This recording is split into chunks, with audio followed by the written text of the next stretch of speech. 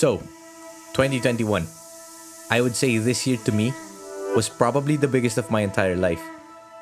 I was given the chance to go on a lot of adventures and experience a lot of different things. And I think it's a story worth telling. So let me show you. Let me show you how amazing life can be. But no, not like this. Not like this again. Rather, I'd like to take this opportunity to give you a proper story to tell. I started the year with now my closest friends on a simple adventure to a neighboring city, on a mountain not too far from home. Do something I might regret. You know I need something to break me out of this old skin. We're chasing a high with stars in our eyes. After that, we watched the sunrise and sunset. One of these places I admit I took for granted for far too long. The night is on fire. Got that electric. Then came an experience of a lifetime. A glorious sight that would probably leave me in awe for the rest of my life. Crank the radio and let's lose ourselves under this spell. And then a bit of adventures within my hometown. This was the first time I became a tourist in my own city. As it turns out, there are still hidden gems that I haven't been to. Carry you through the night, we'll be alright. We're the outside After that, I set off to an island I never even heard of before. rush. We're live wired, voltage flowing through our blood. We're chasing a high with stars in our eyes. Tell me, are we dreaming? We're young and alive. The night is on fire. Got that electric feeling breathing. And then I had my very first travel project, where I wasn't creating as a freelance for another studio. This project showed me the pure, unadulterated beauty of a world that I was once afraid of. And it was an experience that was definitely one for the books. The music and the way that it moves ya. Let the rhythm carry you through the night. We'll be alright. Then, a humbling personal project came next. I have been wanting to do this for a very long time. Little did I know that this project would make me realize how small and insignificant my problems and worries are in the best way possible. I know we're gonna be alright. I know. And the last major adventure was at the beach. This was a much needed getaway, as the most hectic work schedule of my life was beginning to unfold. Close your eyes and drink the magic. Crank the radio and let's lose ourselves under this spell.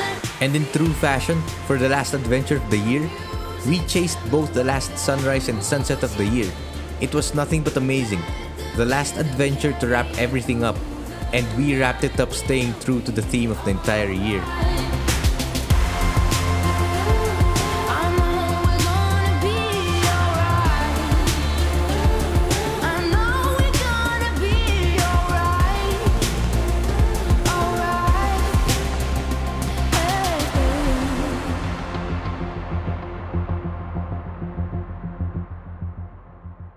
And that's almost everything that happened to me this year. So you might be wondering why I do all this, since these are mostly personal projects. I'm about to tell you why. A year ago, I made the decision to start chasing my dreams. And that dream for me was to see the things I have never seen, do the things I have never done. And hopefully I would be able to make a full-time job out of this. And in doing so, life handed me a bunch of lessons along the way. The entirety of this year was the process of learning and unlearning. A chance to realign, to restructure. A chance to go out there and experience life. And in all those adventures this year, here are the things that I found. I discovered that it's not a matter of where I go that gave me the sensation of being alive, but it's the actuality of being there that does, of which I yearn for so much. I discovered what freedom meant when I create, that I could plan and execute what I had in mind, without the need for validation or external influence, and worry for what other people might think of it. I discovered that it's not about how amazing things are in front of the camera, but it's about telling a genuine story.